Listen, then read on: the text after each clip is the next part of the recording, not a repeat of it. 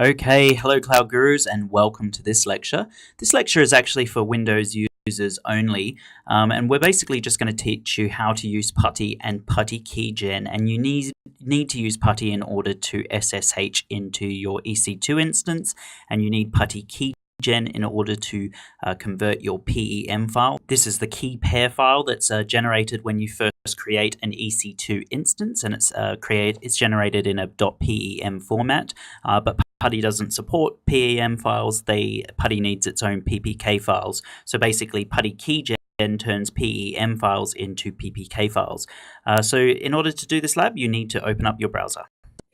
Okay, so here we are in our browser. I'm on Google, and I'm just going to type in Putty, and there we go. We've got the Putty download page, and it's chiark.greenend.org.uk. So just click on that, and then basically you just want to save the putty.exe, and you want to save the puttygen.exe, so the top and the bottom link.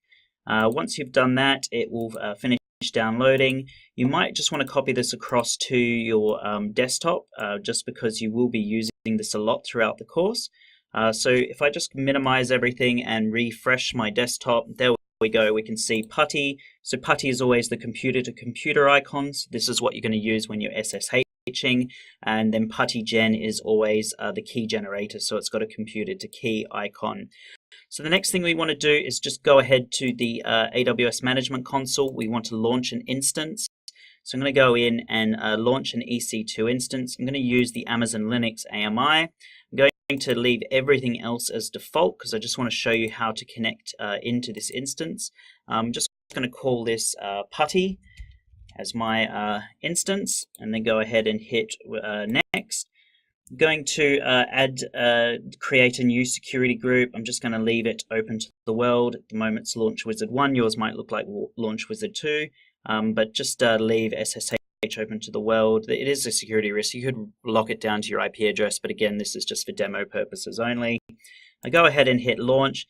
Now we want to create a new key, so we'll call this my Putty key, and we're going to download this key pair. Now you'll see here it says it's being downloaded as a .pem file, and in order for us to be able to use this with Putty, we need to convert it to a PPK file, and that's where Putty Keygen comes in. So if we minimize and go back to our desktop and we open up Puttygen, we will be able to do that. First, I'm just going to kick off this instance though, so I'm going to go ahead and hit launch. Okay, so that is now launching. So while that's going on, again, I'm going to go back into Putty Keygen. I'm just going to open it up. Now you might get this message saying it's protected your PC. Just click more info and hit run anyway. And so here we go, we've got Puttygen. So the first thing we need to do is go and load our key. So go ahead and hit load. Now this confuses a lot of people straight away because they can't see their key. That's because it's looking for a PPK file, but we saved it as a PEM file. So what we want to do is just hit all files down here and then open up myputty.pem. And there we go, it says it successfully imported it. To use this key with Putty, you need to use the save private key command to save it in Putty's own format. So we're going to go ahead and do that. Hit save private key. This is asking about a passphrase if you want to protect it. What you can do is passphrase is just basically a password, so you need a password in order to open up this key. It's just an extra level of protection. Most people, for the purposes of this course, you don't need to. If you're going to do this in production, maybe you do want one. So I'm going to go ahead and hit yes. And then what we're going to do, I'm just going to change this to all files.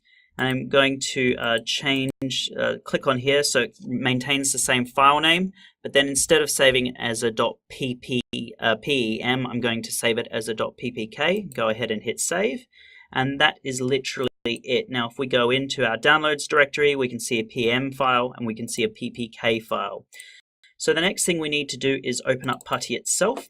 Here is Putty. It's a very simple interface to use.